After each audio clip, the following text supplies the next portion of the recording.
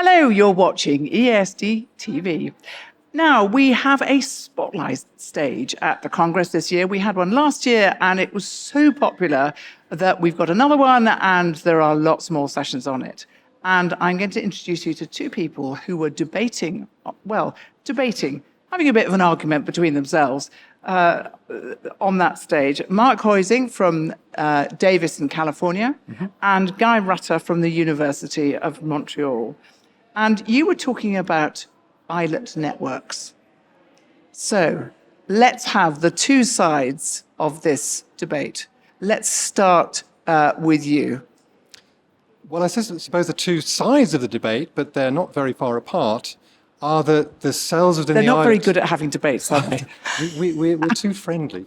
There are, of course, other cells than beta cells, insulin-secreting cells in the islet that secrete glucagon and other hormones, and it's long been thought to be important that these cells release other hormones which may influence and control the activity of the insulin-secreting beta cells. And what Mark will tell you in a moment was arguing was that they have a particularly important role in controlling insulin secretion. I was taking the other side of the coin, is that we know that we can eliminate all of those other cells artificially in a mouse, and insulin secretion is pretty normal. So our position is that there are subsets of beta cells themselves which have controlling roles as pacemakers and leaders and so forth, and that is a little bit more important than the paracrine effects of the other cell types. So he not only put his own argument, but he also said yours too. So I guess we'll have a little debate right now then. Clearly, without beta cells, you can't produce insulin. And everybody's been focusing on beta cells because if you lose those, you get type 1 diabetes. If you lose your beta cell function, you get type 2 diabetes. And no such disorders exist for the alpha cells and the delta cells. So it's never been up for question that beta cells are crucial. Without beta cells, unless you have a source of insulin, you die. The importance of these other cells, I mean, until recently, I still was asked, well, who cares about these delta cells? They're only 5%. Oh, people are so cruel. And so we actually went out to determine this. And we specifically, and this is why mouse models are useful, because you can do these types of things. We figured out a way to specifically remove just the delta cells. And what you actually see is they do matter. They're not going to make the mice all of a sudden kill over from diabetes. What happens actually is because these delta cells, which release a hormone that's called somatostatin. Somatostatin was initially discovered as the hormone that inhibits growth hormone release. Here it inhibits insulin secretion. And if you remove these delta cells, you in effect remove the brake on the beta cell. And by removing the brake on the beta cell, your beta cells release just a little bit more insulin. And that's enough to cause your glycemia, your blood glucose levels, to drop a little bit lower. Not enough to cause you to develop severe hyperglycemia, but just removing those 5% of these delta cells is enough to change something that is really important, your blood glucose sugar levels, to a new set point that is significantly lower.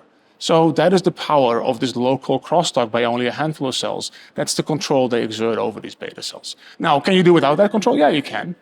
Just beta cells get the job done perfectly fine. It's not nearly as good or stable as our own pancreas is. Here's the analogy: like all of us, if we're hoping to live to an 80, we're going to have 90,000 meals over the course of a lifetime. And every single one of those times, unless we have diabetes, we don't have to think about our glucose control being perfectly controlled. Our islets do this for us, and they're very good at that. Now, just providing back some beta cells is not going to approach that level of really sophisticated, careful control, but it's going to do a pretty good job. And the argument then is, what do these delta cells and these alpha cells do? Well, they do actually quite a bit. But what they do is they really make those beta cells work that much more dependable, that much more precisely than they would do on their own. So take more notice of cells other than beta cells. Yeah, I think one of the features that Mark has just alluded to is that even if the islet will work without these other cells, it's really important that over time, it may be beta cells are sort of terminally differentiated and they last your whole life. And having them work optimally is very important if they're going to survive. We know that one of the characteristics of type 2 diabetes is that these cells become dysfunctional, some of them die. And if we can reduce the rate at which they die, perhaps we'll reduce the rate at which people convert to type 2 diabetes. So even if the system isn't perfect, it's better to have it perfect for survival of the cells. So you were on the spotlight stage. Did the audience get involved? Well, they didn't mob us or anything, but yes, they they were involved. They seemed to be engaged, and there were questions from the audience at the end. And what kind of questions were you getting? Were you feeling exposed, or were you feeling triumphant? I think we were just engaging in the debate that this whole job is about, right? Going, put your best effort out there and engaging in conversation with colleagues to try and figure out at the end of the day, our job is to be not always right. Our job is to sometimes be wrong, because from going the wrong direction and learning from the work of yourself and colleagues that, you know what, maybe there is a different way of looking at this. That's how I think science progresses. I mean, and in that vein, we got comments and questions. That's why it is so important to do these types of things. So I'm slightly taking the mickey at your expense. My apologies. But actually, this is a really important point, because, you know, you're being provocative and deliberately, and actually that provocation is enough to make people start thinking that there is actually more to life than the beta cell. Yes. And I mean, an important point which was raised, you asked about a question from the audience, is how relevant to the human case are our studies in mouse. So that was something that we had to deal with. And the defense to that is these experiments are far more difficult to do in human systems. Perhaps there's going to be tractability when we can produce, which we can now, produce beta-like cells from stem cells. And this may facilitate these studies, but they're still difficult to do. It's far more powerful. The more powerful system is to use transgenic mice, which have reporters expressed from birth. Yeah, so I think that's... And a reflection might be that actually, here we are, 100 years or so since insulin was discovered, and yet, there's still so much that we don't know about the islet cells and the islet network. So when I joined this field, I thought that we knew it all. Yes. And I was surprised how much there still was to learn.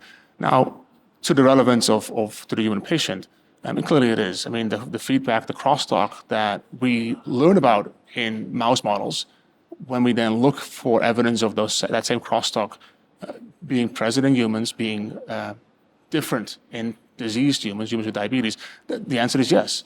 That same subtle feedback control that exerts inhibition on the beta cell, there is clear evidence that it breaks down or gets downregulated in human patients before they have clinical diabetes, in the pre-diabetes stage. So these local crosstalk pathways that we demonstrate are important in setting something as important as the blood glucose levels. They are clearly subject to regulation in real humans that were really pre-diabetic and already show evidence that that crosstalk is altered.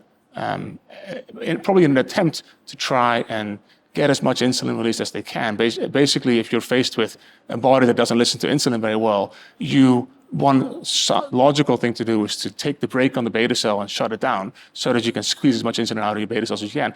That will work for a little bit. That probably contributes to why there is hyperinsulinemia early on in type 2 diabetes. But clearly over time, these beta cells just can't sustain that level of demand and they succumb. We did not evolve to be well suited to deal with a sedentary lifestyle and lots of overnutrition.